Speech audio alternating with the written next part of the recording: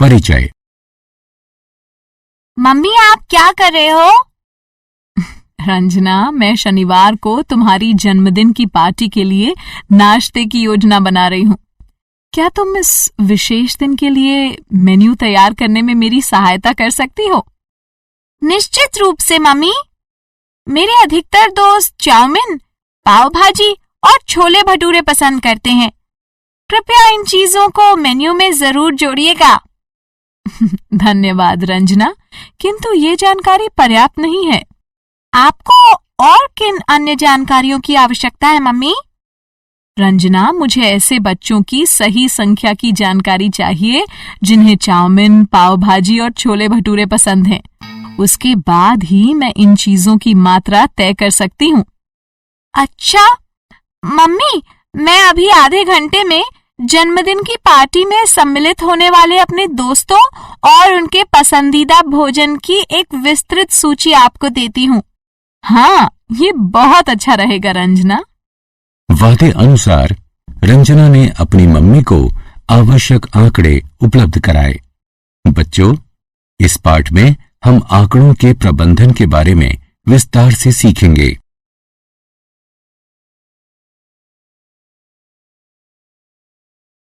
उद्देश्य। इस पाठ के अंत में आप निम्न करने में सक्षम हो जाएंगे: आंकड़ों को परिभाषित करना, आंकड़ों को संगठित करना, चित्रालेख की व्याख्या करना, आंकड़ों को प्रस्तुत करने के लिए चित्रालेख खींचना, दंड आलेख की व्याख्या करना और आंकड़ों को प्रस्तुत करने के लिए दंड आलेख खींचना। आंकड़े। एक खास इलाके के रेजिडेंट वेलफेयर एसोसिएशन यानी RWA ने आवासीय परिसर के अंदर वाहनों की तुलना में अधिक वाहनों की पार्किंग के लिए निवासों पर शुल्क लेने का निर्णय लिया है। इस प्रयोजन हेतु निवासियों से प्रवेश द्वार पर सुरक्षा गार्ड को अपने वाहनों की जानकारी देने के लिए कहा गया है। एक सप्ताह पश्चात अध्यक्ष रजिस्टर को देखते हैं।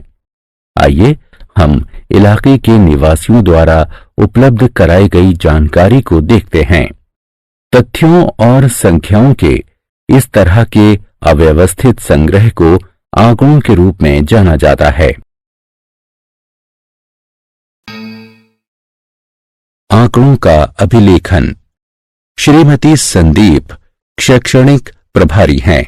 उन्होंने शीतल को 10वीं कक्षा के सभी विद्यार्थियों के पसंदीदा विषयों के लेखन का कार्य सौंपा है। शीतल सभी आवश्यक विवरण एकत्रित करती है, एक पत्र पर उसका सार करती है, एक फाइल में लगाती है एवं फाइल शैक्षणिक प्रभारी को सौंप देती है। चलिए आइए शीतल द्वारा एकत्रित विवरण पर एक नजर डालें। विभिन्न स्रोतों से एकत्रित की गई प्रविष्टि की जानकारी की प्रक्रिया आंकड़ों का अभिलेखन कहलाती है।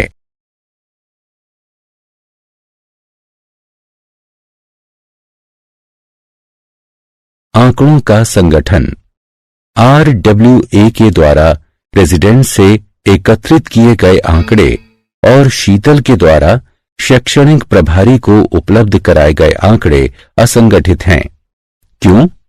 पूर्व आंकड़े एक नजर में RWA को उन निवासियों की संख्या नहीं बता पाते जिनके पास स्वयं के एक से अधिक वाहन हैं।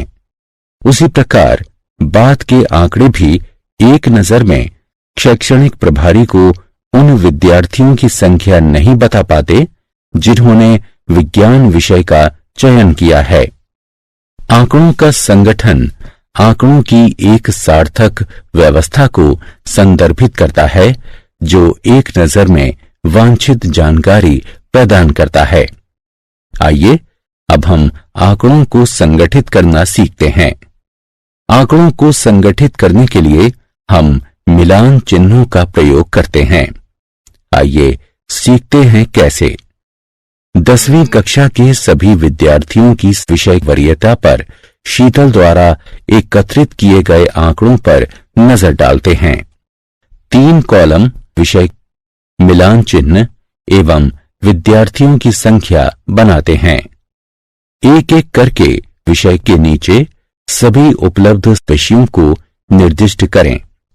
मिलान चिन्हों के नीचे उस विषय के सामने एक मिलान चिन्ह से एक विशेष विषय के लिए प्राथमिकता वाले एक विद्यार्थी को दर्शाएं। पिछले 4 मिलान चिन्हों को एक तिरछी रेखा से काटते हुए हर 5वें विद्यार्थी के द्वारा एक विशेष विषय के चयन करने को दर्शाएं। अब प्रत्येक विषय के सामने मिलान चिन्हों की गिनती कीजिए एवं विद्यार्थियों की संख्या के नीचे इसका अभिलेखन कीजिए। आंकड़ों का संगठन। आइए अब हम RWA के आंकड़ों को संगठित करते हैं, जिसकी चर्चा हमने शुरुआत में की थी। 3 कॉलम वाहन, मिलान चिन्ह एवं परिवारों की संख्या के नाम से बनाइए। एक एक करके वाहनों के नीचे 1, 2 और 3 निर्दिष्ट कीजिए।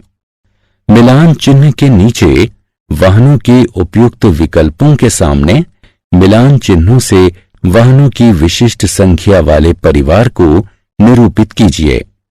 अब वाहनों के प्रत्येक विकल्पों के सामने मिलान चिन्हों की गिनती कीजिए एवं परिवारों की संख्या के नीचे इसे अभिलेखन कीजिए। आत्म मूल्यांकन। नीचे दी गई तालिका एक विद्यालय में विभिन्न आयु वर्ग के विवरण को दर्शाती है। विद्यार्थियों की संख्या वाले कॉलम में सही विकल्पों को उठाकर रखिए।